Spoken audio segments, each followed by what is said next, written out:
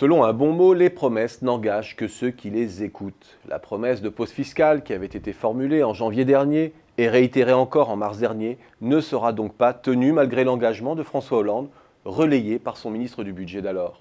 D'abord, disait le ministre, et je le cite, « parce que demander davantage, c'est demander trop ». Et ensuite, parce que les agents économiques, qu'il s'agisse des individus ou des entreprises, ont besoin de lisibilité.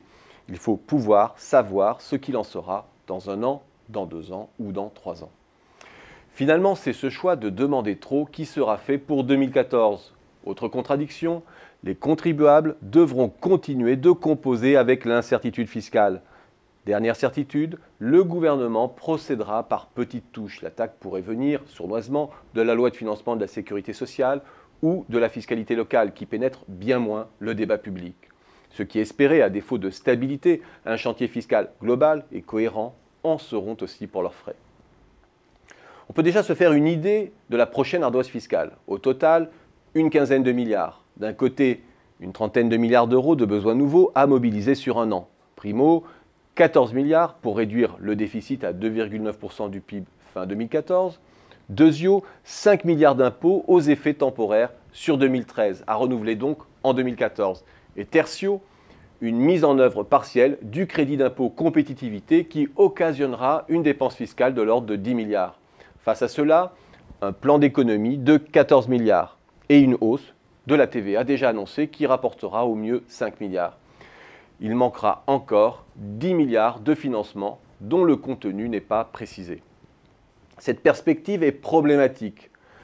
D'abord parce qu'elle intervient à un moment où d'autres pays se lancent délibérément dans une concurrence fiscale effrénée. C'est le cas par exemple du Royaume-Uni, où l'impôt sur les sociétés sera ramené à 20% dès 2015 et où nombre d'entreprises seront exemptées de cotisations patronales ou d'impôts sur le climat. Ensuite, parce que l'offensive que voulait mener le gouvernement avec le crédit d'impôt en matière de compétitivité est en train de s'étioler. Le grignotage fiscal vient de toutes parts de façon insidieuse. De la défiscalisation des heures supplémentaires, de la hausse d'une multitude de petits prélèvements qui finissent par faire masse. C'est le cas par exemple du forfait social porté en peu de temps de 8 à 20% ou encore de la montée en charge de la CSPE depuis 2010, la cotisation au service public de l'électricité. Face à cette stratégie du coup de canif, nombre d'entreprises doutent aujourd'hui que les CICE se traduisent au final par un transfert net de l'État en leur faveur. À cela s'ajoutent aussi toutes les incertitudes liées aux rémunérations des dirigeants. Non pas le débat médiatisé des 75%, je pense plutôt à la fiscalité des dividendes qui pose de redoutables problèmes aux patrons de PME ou de TI qui se rémunéraient sous forme variable. Je pense aussi aux nouvelles jurisprudences sur la taxation des dirigeants dans le cadre des holdings mixtes, etc.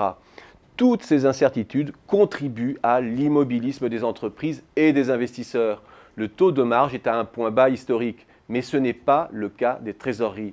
Ce paradoxe traduit bien le fait que les entreprises n'investissent pas et se cramponnent à des stratégies de survie et d'attentisme. Ne rien faire, la pire des menaces dans un monde en pleine mutation. À défaut de trêve fiscale, la France vit maintenant la suspension de l'investissement.